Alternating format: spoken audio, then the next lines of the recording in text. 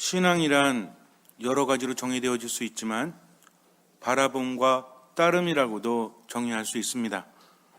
바라봄과 따름, 뭐라고요? 바라봄과 따름이에요. 바라본다는 것은 누구를 바라봅니까? 예수 그리스도. 예수 그리스도를 통해서만 하느님께 나아갈 수 있기 때문입니다. 그리고 일단 바라봤다면 어떻게 해야 돼요? 그분을 따라가야 한다는 거죠. 이 두 가지가 이루어져야 믿음은 하느님께 닿을 수 있고, 그러한 믿음은 기적을 불러 일으킨다는 거죠. 믿음이라는 것은 뭔가 이루어지기를 간절히 바라는 것이 아니라 무엇이다? 바라봄과 따름이라는 거죠. 물론 여러분들 나름대로 정의할 수 있습니다. 각자의 체험에 따라서 응답하는 것이 각자의 믿음이라는 거죠. 그래서 자꾸 듣고 거기에 대해서 묵상하고 예수 그리스도를 바라보고 그분을 따르는 것. 어디에서? 바로 지금 여기 나의 삶 안에서. 예수님께서 뭐라고 하십니까? 나를 따르는 사람은 자기 자신을 버리고 제 십자가를 지고 나를 따라야 한다. 우리 개개인에게 말씀하신 거죠. 내 자신의 십자가라는 거죠. 그래서 그분을 따른다는 것은 공동체 안에서도 이루어지지만 개별적인 삶 안에서 그분을 따를 수 있고 그분을 체험할 수 있다는 것입니다. 이거 잊지 마세요. 그래서 기도를 하든 미사를 봉헌하든 말씀을 묵상하든 이제는 좀 구체적으로 누구를 바라본다? 예수 그리스도를 바라보고 또 그분을 따른다는 것을 명심하면서 지금 그렇게 하면 됩니다. 우린 나약하죠. 완전할 수 없어요. 완벽하지 못합니다. 그러나 따르는 만큼만 따르면 나머지는 채워주신다는 거죠. 이런 믿음이 있기 때문에 그분을 바라보고 따를 수 있는 것입니다. 무엇과 무엇이라고요? 바라봄과 따름. 마음속에 새겨두시고 하느님 안에 머무시면 돼요. 옛날에 핀란드에 한 왕이 있었습니다. 사람들을 매우 잘 다스렸고 또 사람들도 굉장히 좋아했어요. 아버지라고 부르면서 좋아합니다. 이 왕에게는 한 가지 걱정이 있어요. 나이가 점점 들어가는데 아들이 없다는 것입니다. 딸만 하나 달랑 있었어요. 다른 것은 근심이 없는데 그것이 참으로 큰 근심이었습니다. 이제는 아이를 낳을 수 없는, 그래서 이제 이렇게 결심을 합니다. 내 딸을 아주 훌륭한 사람에게 줘야 되겠다. 그래서 그 사위를 왕으로 삼아야 되겠다라는 생각을 합니다. 그래서 이제 공주의 남편 부마를 뽑는데 전국에 방을 붙여요. 그래서 수많은 젊은이들이 부마가 되기 위해서 몰려듭니다. 왕은 그들에게 두 가지 시험을 합니다. 첫 번째는 용맹스러움이요 힘이었어요. 왜냐하면 한 나라의 지도자라고 한다면 뭐가 있어야 돼요? 우리가 카리스마라고 하죠. 원래 카리스마는 뭐예요? 원래 카리스마는 성령께로부터 받는 무상의 은총, 선물, 이런 뜻이죠. 교회적인 용어입니다. 그런데 요즘은 카리스마 그러면 뭐라고 그래? 카리스마적인 눈빛 막 이런 거 얘기하지 않습니까? 그러면 성령으로부터 받은 무상의 은총의 눈빛은 어떤 눈빛이죠? 근데 우리가 보편적으로 생각할 때 카리스마 있는 눈빛 그러면 부드럽고 좀 이렇게 좀 약하고 이런 눈빛을 말합니까? 아니면 뭔가 잡아먹을 것 같은, 예를 들어서 토끼 눈과 호랑이 눈 중에서 어떤 게 더 카리스마가 있다고 생각하죠? 왜 그래요? 호랑이는 성령께로부터 무상의 은총을 받은 것일 수도 있나? 어쨌든 그래서 카리스마 그러면 힘이 넘치는 거죠. 한 나라의 지도자가 카리스마가 있다라고 하면 좀 건강한 육체에 뭔가 용맹스러움을 우린 떠올리지 않습니까? 그래서 용맹스러움 필요해요. 왜냐하면 국민들이 믿고 따를 사람들이 필요하기 때문에. 그래서 이제 첫 번째는 말타기, 활쏘기 이런 것들을 과제로 냈습니다. 그래서 추려서 20명의 젊은이들이 남았어요. 이제는 뭘 봐야 돼요? 카리스마만 있으면 안 되죠? 뭐가 있어야 돼? 힘은 있는데 뭐가 없으면 안 돼? 한 나라의 지도자가 힘은 있어요. 카리스마는 넘쳐. 근데 뭐가 없어? 머리가 없어. 공룡 같으면 돼요, 안 돼요? 안 되죠. 힘만 있는데 지혜가 없다? 이거 위험한 겁니다. 그러니까 지혜가 있는 사람을 뽑기를 바랬어요. 그것도 선한 지혜가 있는 사람을 뽑기를 바랍니다. 그래서 20명의 젊은이들에게 이렇게 말해요. 자, 너희들이 가서 내가 100일을 줄 테니까 세상에서 가장 긴 나무, 이 땅과 하늘을 이을 만한 긴 나무가 무엇인지 알아오도록 해라 라고 말합니다. 젊은이들은 각자 돌아갔죠. 자신들의 부와 자신들의 인맥을 사용해서 이제 뛰어난 식물학자들을 찾아다니기 시작을 합니다. 그런데 그 중에 한 명은 능력이 별로 없었어요. 돈이 없었습니다. 개인적인 능력은 뛰어났지만 인맥도 돈도 없는, 그래서 수녀원에서 고아로 자란 청년이었습니다. 존 페로라는 청년이었는데 이 청년은 아무것도 할 게 없어요. 지금이야 무슨 정보 같은 것들이 대학을 중심으로 발달하고 이렇게 되지만 뭐 도서관에 가면 그런 것들을 찾을 수 있고, 우리 같으면 뭐 했겠어요? 검색했겠죠. 뭐 네이버, 뭐 구글 이런 거 검색을 했겠지만 그때 당시에는 그렇지 않았습니다. 우리가 보통 대학 그러면 무슨 지식의 전당 뭐 이렇게 얘기하면서 대단하게 여기지만, 옛날 같은 경우에는 대부분의 귀족들의 자제는 대학에 다닌 것이 아니라 개인 교습을 통해서 교육을 받았다는 거죠. 그래서 라틴어, 문학 이런 것들 유럽에서는 그러다 보니까 책 한 권의 값이 집보다 비쌌대요.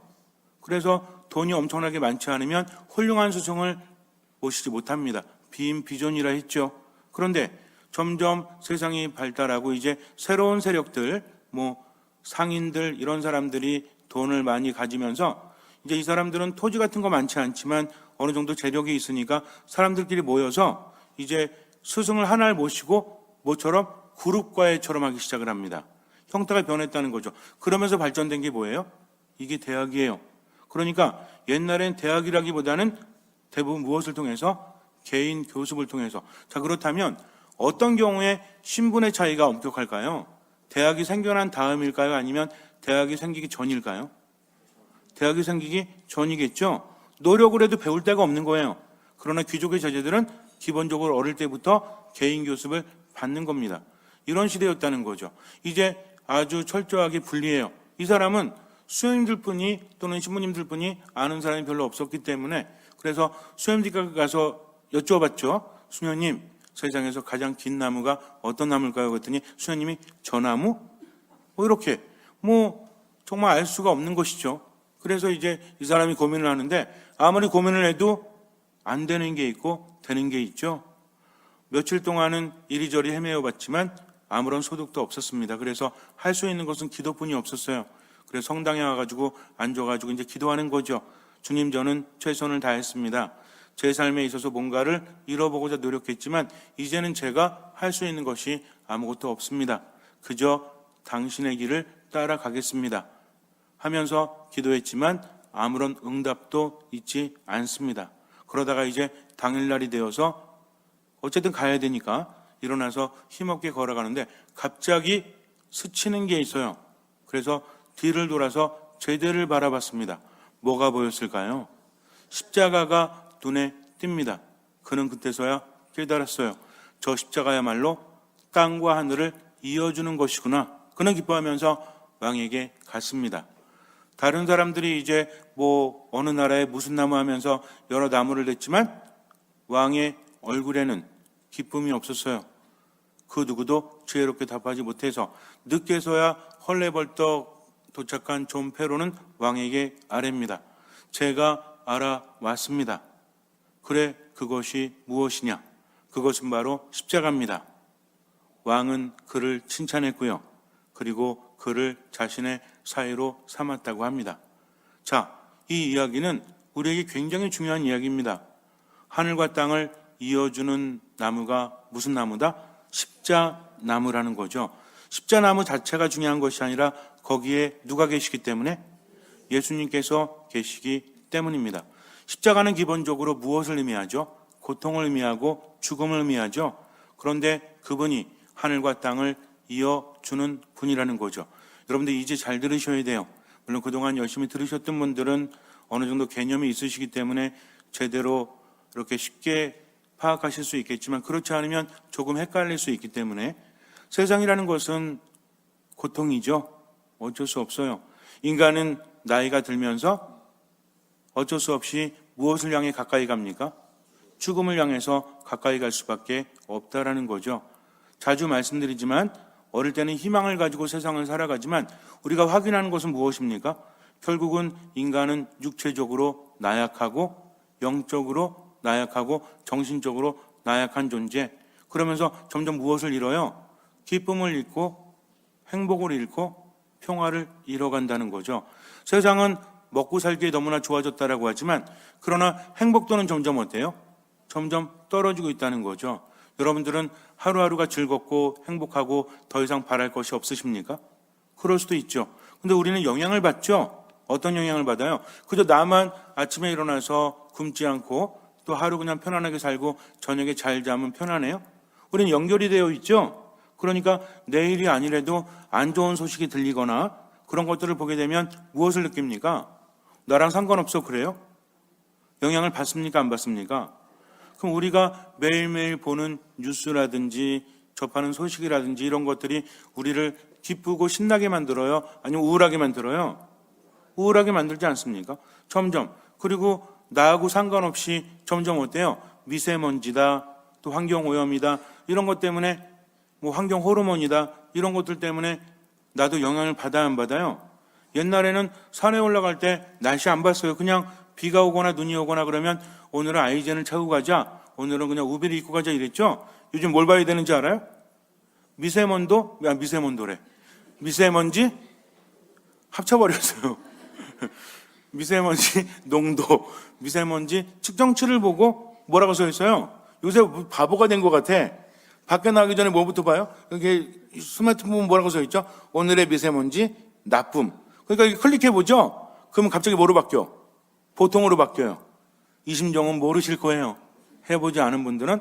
분명히 산에 가야 되는데 미세먼지 나쁨이야. 근데 봤더니 이거 있잖아요. 업데이트 시간이 한 3시간 전이야. 그러면은 기대감을 걸고 딱 찍죠? 그럼 뭐로 변해? 보통. 그럼 얼마나 기분 좋아? 근데 대부분 뭔지 알아요? 아주 나쁨. 그럼 뭐라 그래? 괜히 두들겼어. 차라리 그냥 나쁠 때 갈 걸 뭘 알고 가는 거예요? 아주 나쁨에 가니까 아는 게 병이라는 말도 있지 않습니까? 물론 우리 이렇게 말할 수 있죠. 세상은 사는 것만으로도 행복합니다라고 말해요. 그런데 정말 그렇게 느끼면서 살아갈까요? 저는 여러분들에게 염세적으로 말하는 것이 아닙니다. 우리가 확인하는 것이 세상은 힘들 수밖에 없다라는 거죠. 그래서 저는 여러분께 말씀드렸죠. 세상의 삶은 광야와도 같다. 인간의 삶은 누구나 광야와도 같다라고 합니다. 그래서 광야라는 곳은 사막과 같은 곳이라고 했죠. 생명들이 점점 죽어가는 곳입니다. 그런데 이곳이 옛날에 안 그랬다고 하죠. 지금 우리가 사막이라고 부르는 곳들도 옛날에는 어땠대요? 옛날에는 굉장히 기후가 좋았다고 하죠. 근데 뭐 빙하기라든지 여러 가지 요인 때문에 어떻게 됐다고 합니까? 이곳이 사막화 되어 갔다는 거죠. 사막화 된다는 것은 무슨 얘기입니까? 왜 사막화 되어 갔죠? 뭐가 넘치기 때문에, 뭐가 부족하기 때문에? 둘 중에 하나 찍으시면 되죠. 뭐가 넘치기 때문입니까? 모래가 넘쳐서? 아니죠. 뭐가 부족하기 때문이죠. 근본적으로 뭐가 부족할까요? 거기에는 나무들도 없고 동물들도 없고 생명체가 살아갈 수 없지만 결국은 뭐가 부족하기 때문에 그래요? 물이 부족하기 때문이죠. 그러니까 점점 죽어가지 않습니까? 요즘에도 사막을 살리기 위해서 나무를 심는데 나무를 심으려면 뭐가 있어야 돼요? 물이 있어야 된다는 거죠. 마찬가지입니다. 우리들의 삶이라는 것이 광야가 되어간다는 것은 점점 나무가 사라지고 동물이 사라진다는 것은 우리들의 인생에 있어서 뭐가 사라지는 거예요? 생기가 사라지고 생명이 사라지고 있다라는 거죠. 그러면서 어디로 가고 있다? 죽음으로 가고 있다는 겁니다. 개인적인 체험 안에서도 우리는 그것을 느끼고 깨닫고 살고 있다는 거죠. 그러다 보니까 어떻습니까? 요즘에 사람들이 정신적으로 힘들고 생기가 떨어지다 보니까 어떤 증상이 나타나요? 우울증을 앓기도 하고 또 분노를 조절하지 못하기도 하고 우리 마음속에도 점점 뭐가 쌓여가요? 피로감이 쌓여가죠? 짜증이 쌓여가죠? 안 좋은 소식을 계속 들으면 어떻습니까? 기분 좋아요? 우리가 그것을 감당하지 못하는 거죠. 내 안의 생기를 빼앗아 가니까. 그러니까 마음속에 뭐가 생겨? 분노와 적대감이 생겨갑니다. 이것은 공통적이라는 거죠. 분노와 적대감이 생겨가니까 공격적입니까? 아니면 방어적입니까? 둘 다죠. 누가 뭐라고 하면 견디지 못해요. 지적당하는 꼴을 바라보지 못합니다. 그러니까 가만히 있다가도 이 사람들은 생기는 없어도 뭐가 있어? 분노의 힘이 있지. 그러니까 뭐라고 그래요? 건드리면 가만히 이렇게 힘없게 있다가 누가 나 건드렸어. 그럼 뭐가 솟아요? 에너지가 솟죠. 어떤 에너지가? 죽여버리겠어. 가만두지 않겠어. 네가 나를 건드렸어? 그래, 두고 봐라 하면서 어떤 에너지가? 적대감이 분노의 에너지를 엄청나게 태우지 않습니까? 근데 결국은 그 에너지는 뭐예요? 내게 그나마 남은 생명의 에너지, 생기를 불태워버리니까 나중에 어떻게 돼요? 더 큰 공허함이 나에게 찾아오죠. 이것이 인생입니다. 얼마나 힘들어요. 그래서 죽음이라는 것은 아픔이나 고통이라고 표현되지만 결국 기본적으로는 무엇이다? 생명력이 사라지는 결핍이다. 기쁨이 사라지고 행복이 사라지고 평화가 사라지기 시작하면서 무엇을 겪어요? 고통과 괴로움을 겪으면서 어디로 간다? 죽음으로 나아간다는 거죠. 그러니까 속은 불안해요, 안 불안해요? 불안할 수밖에 없는 거예요. 무엇 때문에 불안해한지도 모르고 우리는 힘들어하면서 살아갑니다. 그러니까 가슴속에 적대감이 크거나 분노가 크거나 공허함이 크거나 우울함이 크면 어떻게 봐야 된다? 점점 광야가 죽음으로 진행되고 있다. 이거를 인간의 힘으로 막기란 쉬워요, 어려워요? 어렵죠. 그렇기 때문에 우린 다시 한번 생각해 봐야 합니다. 내 힘으로 안 되기 때문에 어떻게 하는 거죠? 이거 중요한 질문이에요. 내 힘으로 안 되니까 우리는 어떻게 합니까? 아하, 그거구나. 바라봄과 따름이라는 거죠. 우리는 아무것도 할 수 없어요. 바라봄과 따름이라는 거죠. 원래는 인간은 행복한 존재였습니다. 왜? 하느님과 함께 살아갔기 때문에. 이곳이 어디입니까? 이곳이 그래요. 에덴 동산이라고 말하는 하느님 나라, 하늘나라라는 거죠. 그런데 하늘에서 이제는 죄를 지어서 쫓겨나게 되죠. 그래서 어떤 존재? 죽어야만 되는 존재, 광야를 헤매는 존재가 되었습니다. 그래서 하늘과 땅이 분리가 된 것이죠. 이건 여러분들 천체와 땅이 분리됐다는 것이 아니라 하느님이 계신 곳과 하느님이 계시지 않은 곳이 분리가 되었다는 겁니다. 무엇 때문에? 죄 때문에. 이제는 세상은 충만하지 않고 어떤 상태로 됐어요? 결핍의 상태가 되었다는 거죠. 그러면서 이 결핍이 가속화되고 더 진행되면 뭐로 되는 거예요? 이게 광야가 되는 겁니다. 죽음의 장소가 된다는 거죠. 그러나 하느님께서는 인간을 포기하지 않으시고 구약에 보면 이스라엘 백성들을 이집트에서 탈출시키시죠. 그 사람들이 이제 이집트에서 탈출해서 어떤 시험 기간을 거치죠. 그게 뭐예요? 광야에서의 40년입니다. 이것이 인성이라고 그랬죠. 근데 이 사람들이 어떻게 했어요? 하느님을 믿고 따르기보다는 어떻게 합니까? 이집트에서의 삶을 그리워하면 지금 힘드니까 그러면서 불평하고 불만을 갖죠. 그랬더니 어떤 뱀들이 찾아왔죠. 이 뱀은 뭐 1번 아나콘다, 2번 살모사, 3번 불뱀, 4번 꽃뱀. 몇 번일까요? 불뱀이 와서 물죠. 다 죽어갑니다. 그랬더니 이제 백성들이 그때 가서 뉘우치고 모세에게 부탁을 하니까 모세가 하느님께 기도하니까 하느님께서 뭐라고 하십니까? 구리뱀을 만들어서 높이 들어라. 그것을 바라보는 사람은 살 것이다. 근데 재미있는 건 뭐냐면 바라본 사람들은 모두 나았답니다. 그렇다면 바라보지 않은 사람은 죽었다는 거죠. 아주 간단한 거예요. 아주 쉬워요. 그런데도 고집을 부리고 하지 않습니다.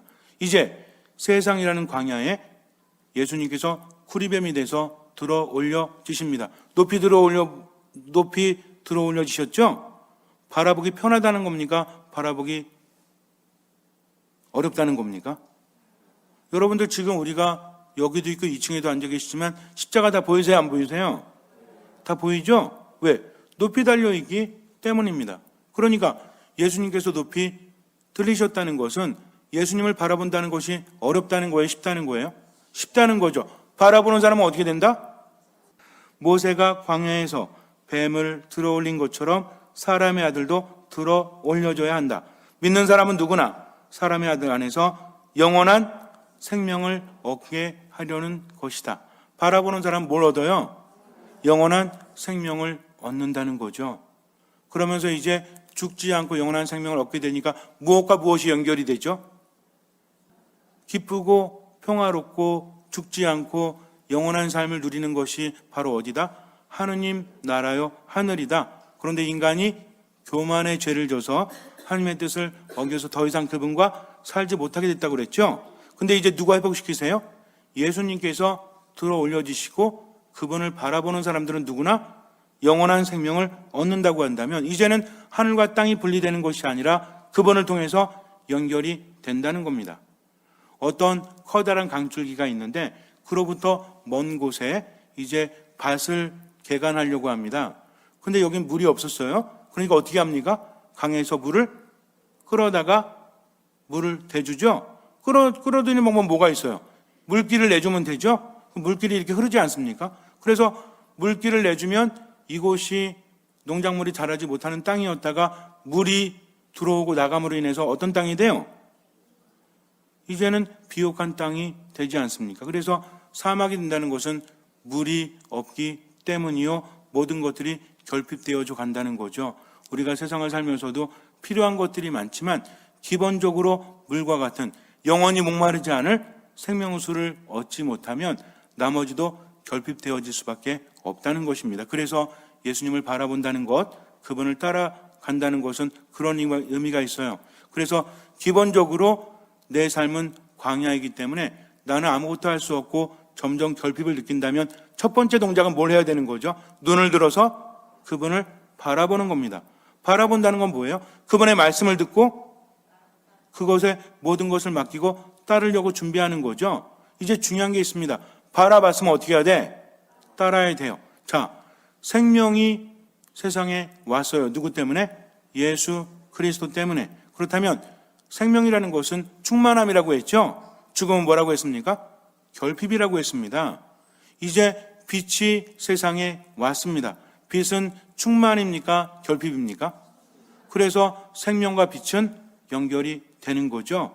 또 생명과 무엇이 연결이 돼요? 길이 연결이 되는 겁니다. 왜? 우리는 그 길을 통해서 생명을 얻을 수 있기 때문입니다. 조금 어렵지만 이해되시죠? 그러니까 우리는 생명으로 직접 가지 못하죠? 누굴 통해서 갈 수 있어요? 예수님을 통해서 갈 수 있다는 겁니다. 그러니까 예수님은 뭐예요? 길이요, 생명이요, 진리요. 그분은 뭐예요? 빛이라는 거죠. 근데 빛이 세상에 왔지만 어둠은 빛을 받으면 환해져야 되죠. 하지만 어떤 어둠은 그 빛을 받아들이지 않아요. 바라보지도 않고 따르지도 않는다는 겁니다. 이게 중요하다는 거죠. 우리는 바라봤어요. 하지만 중요한 것은 따르지 않으면 의미가 없다는 겁니다. 어둠에 있던 사람들은 왜 빛을 바라보지도 따르지도 않죠? 요한복음사가는 그들이 악하였기 때문이다라고 합니다. 악이라는 것은 기본적으로 뭐예요? 드러내고 싶은 거예요? 아니면 드러내고 싶지 않은 거예요? 드러내고 싶지 않은 거죠. 악은 그래요. 왜? 그러면 악이라는 것이 어둠 속에 자기를 감추고 있다는 것은 우리에게 많은 생각을 하게 하죠. 어둠이라는 것은 다른 사람을 보게 합니까? 못 보게 합니까? 다른 사람을 못 보게 하죠. 누구만 느껴요? 내만 느끼잖아요. 지금 오로지 나만 느끼죠? 사람들을 바라보지 않습니다. 이게 뭘 의미할까요? 이기적인 삶? 또 자기만을 위한 삶? 교만한 삶을 의미한다는 거죠. 돈을 벌어요. 많이 배워요. 뭘 해요? 누굴 위해서? 자기만을 위해서. 그러나 다른 사람을 돌아보지 않습니다. 우린 악이라고 한다면 해를 끼치는 것만 생각하지만 아까도 말씀드렸지만 이거 쉬운 얘기 아닙니다. 그래서 악이라는 것은 빛이 없으면 어둠이죠. 어둠은 결핍이라고 했죠. 생명이 없으면 뭐라고 했어요? 죽음이라고 했습니다. 죽음은 결핍이라고 했어요. 빛은 충만이라 했습니다. 생명도 충만이라고 했습니다. 그러면 선이 충만이라면 악은 무엇입니까? 선에 조금 어렵긴 하죠. 근데 잘 생각해 보세요. 빛이 충만이에요. 빛이 사라지는 게 뭐예요? 어둠이죠. 어둠은 뭐예요? 결핍이죠. 그럼 생명은 충만이죠. 근데 생명이 점점 사라지면 뭐예요? 결핍이죠. 그럼 어디로 가요? 죽음으로 가죠. 자, 그렇다면 선은 충만이죠. 선이 점점 사라진다는 것은 어디로 간다는 얘기예요? 악으로 간다는 얘기죠. 그럼 악이라는 것은 기본적으로 결핍인데 절대악이라든지 아주 심한 악이 있다면 이 악이 시작된 것은 뭐가 사라지기 시작하면서? 선이 사라지기 시작하면서 악으로 갔다는 얘기죠. 무슨 얘기예요? 우리에게 있어서 죄요 악이라는 것은 악한 행동을 하는 것뿐만 아니라 자기만을 위해서 교만하게 자기만을 챙기느냐고 뭐하지 않는 것? 베풀지 않는 것, 도와주지 않는 것, 그분의 말씀을 따르지 않는 것. 아까 뭐라고 그랬습니까? 그분을 바라봄과 따름이라고 그랬죠. 예수님 뭐라고 하셨어요? 서로 사랑하여라. 내가 너희를 사랑하였듯이 너희도 서로 사랑하여라. 이 사랑은 뭐예요? 주는 사랑이라는 거죠. 우리는 어떻습니까? 살아가면서 나만 챙기려고 그래요? 아니면 어떤 상황이든 내가 좀 부족하더라도 다른 사람에게 베풀려고 해요? 여기부터 삶은 바뀔 수밖에 없어요. 잘 생각하셔야 합니다.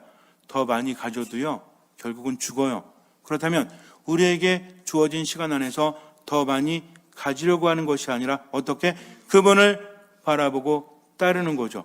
어쨌든지 간에 그분을 따라서 내 앞에 힘든 사람이 있다면 도와줄 수 있는 만큼 도와주어야 합니다. 함께 주어야 합니다. 이것이 무엇이에요? 이것이 베품이요? 이것이 악입니까? 선입니까? 이것이 선이라는 거죠. 근데 내 중심이 되면 그게 돼야 안 돼요? 괜히 밉잖아. 그럼 그 사람 왜 미워요? 미운 행동을 했기 때문에 밉습니까? 내 안에 분노와 적대감이 있으니까 밉습니까? 그러면 나 중심이니까 미워요? 아니면 이타적이기 때문에 미워요? 결국은 누군가를 미워한다는 것, 분노한다는 것은 나 중심이라는 것을 알려주는 하나의 신호라는 거죠. 그러면서 어때요? 절대로 베풀지 않습니다. 그러니 점점 선은 사라지고 어디로 가요? 악으로 가고 죽음으로 가니까 삶이 점점 더 사막으로 변할 수밖에 없다는 겁니다. 그래서 때로는 아깝기도 하고 때로는 내키지 않지만 우리는 뭘 한다? 그분을 바라보고 그분을 따른다. 그러다 보면 어떻게 된다? 내 삶이 광야가 아닌 생명으로 점점 넘쳐 흐르니까 물길이 생겨나고 식물들이 자라고 나무가 자라고 동물들이 오니까 어떻게 돼요? 평화롭고 충만되고 삶이 어떻습니까? 아주 여유로워진다는 거죠. 별로 돈이 없어도 삶이 즐겁습니다. 삶이 여유롭습니다. 가치가 있다는 거죠. 더 이상 내 자랑을 하지 않고 더 이상 내 중심이 안 돼도 괜찮아요. 왜? 있는 것만으로도 행복하고 생명력이 가득하기 때문이죠. 이 모든 것들은 어디서 시작한다? 그분을 바라봄과 따름에서 시작하는 것입니다. 잠시 눈을 감으세요. 믿음이라는 것은 내가 하는 것이 아니라 그분께 맡기는 거죠.